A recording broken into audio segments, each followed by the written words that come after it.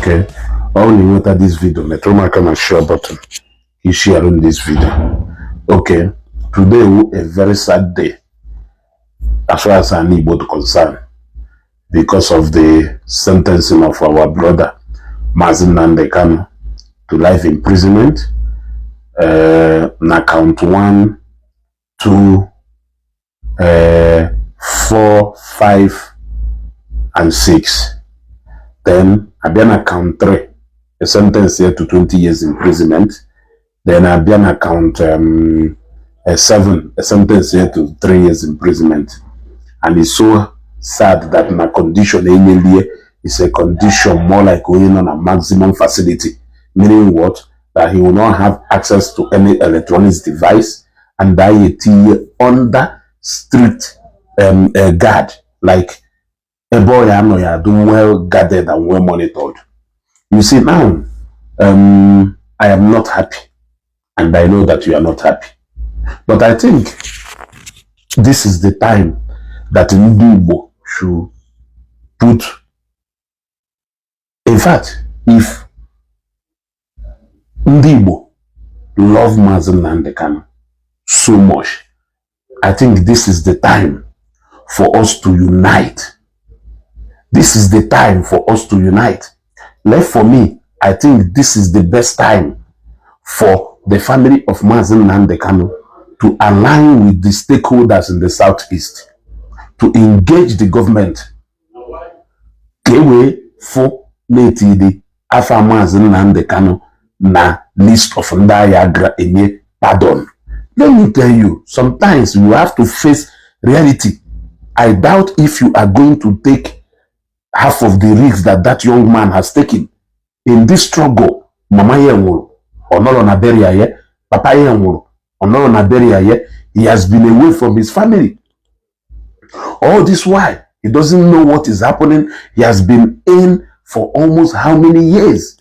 So, at the end of the day, if truly that me love Mazi Nnamdi Kanu, na more love Mazi Nnamdi Kanu as we claim, I think this is the time. Yes, he has proven a point. He has made his point clear.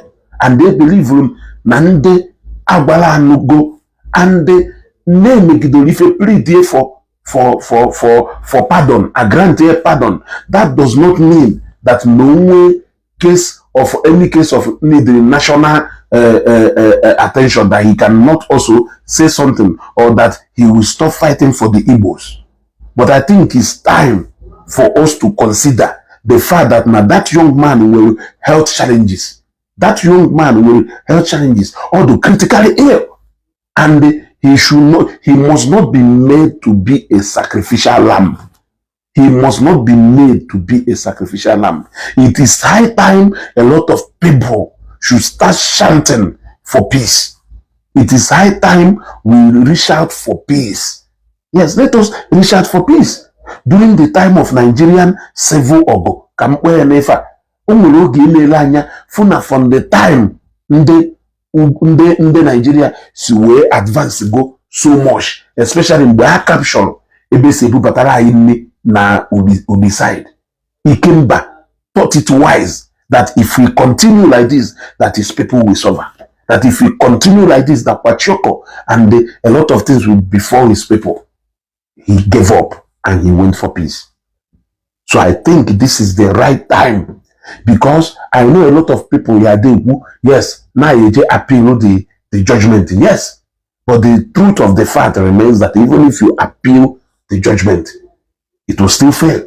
Even when the judgment goes to Supreme Court, there are chances that it will still fail.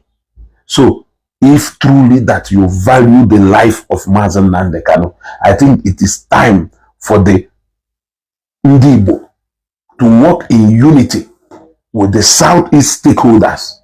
And I'm talking about the governors, the 5 Southeastern state governors, the senators from Southeastern region, the House of as rep members should work in unity with some of our critical stakeholders in different sectors to approach the government and have an extensive discussion with the government to come on a better arrangement and on a clean platform whereby they should work out pardon for Mazi Nnamdi Kanu.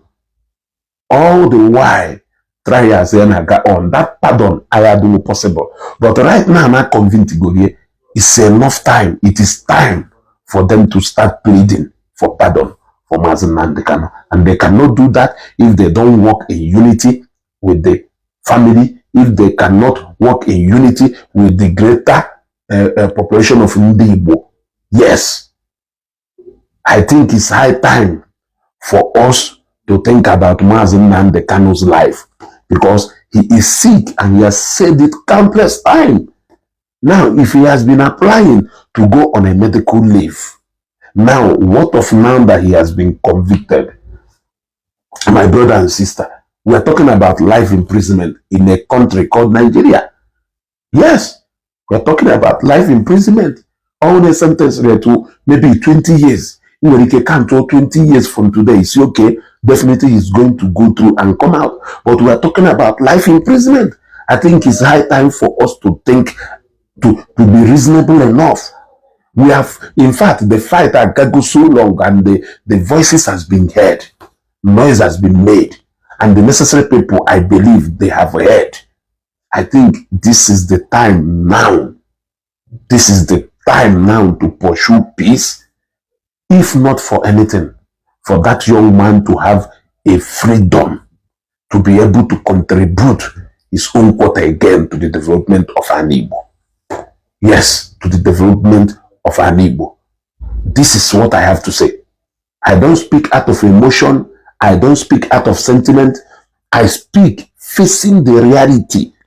You may choose to insult me if you have failed to understand what I have said. But I think at the end of the day, you are not going to benefit anything. No matter whatever thing you hold against the justice system in this country called Nigeria, about the administration or whatever thing in this kind of country called Nigeria. Don't forget, not the same system deny Mazi Nnamdi Kanu freedom for over how many years. And don't forget, not the same system convicted here today. And you will still see to see that now that same system will make him to go through all that sentence. And the only thing that is going to give him freedom is pardon. Pardon. Presidential pardon. And that is where Igbo people must have to unite. Yes, a cause has been fought. The noise has been made. Point has been proven. And I don't think sense of reasoning. It will be time now for Ndigbo to come together in unity to pursue pardon for Mazi Nnamdi Kanu so that he can come out and continue to engage, to continue to participate in the building of an Igbo. Share this video. Share this video. This is what I have to say, because we don't have to keep shouting. What is the easiest way out? It is staring us in the face. It may not be easy, but we must have to work on that part, because it seems like that is the only path and option available to us. I don't think that you will be happy sleeping in your bed while Mazi Nnamdi Kanu, he has stayed there longer enough for him to come out and build himself and build his family back. This is what I have to say. Share this video.